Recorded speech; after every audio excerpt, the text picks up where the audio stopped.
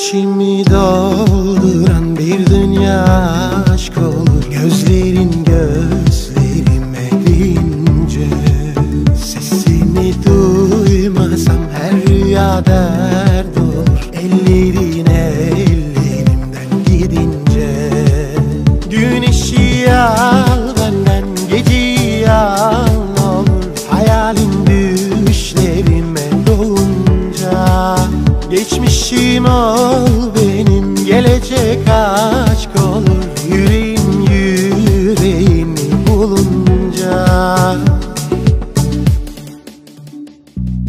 seni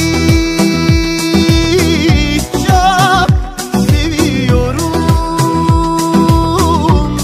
Kalbimi de al, istersen al senin olsun.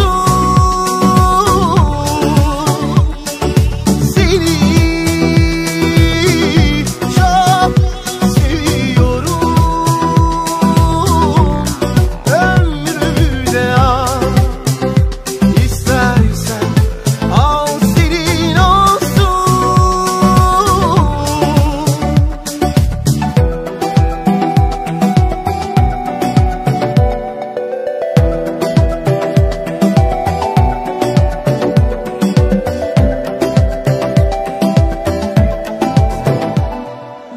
İçimi dolduran bir dünya aşk olur. Gözlerin gözlerime deyince, sesini duymasam her rüya dert olur. Ellerin ellerimden gidince, güneşi al benden, geceyi al ne olur. Hayalin düşlerime dolunca, geçmişim ol benim, gelecek aşk olur. Yüreğim yüreğini bulunca,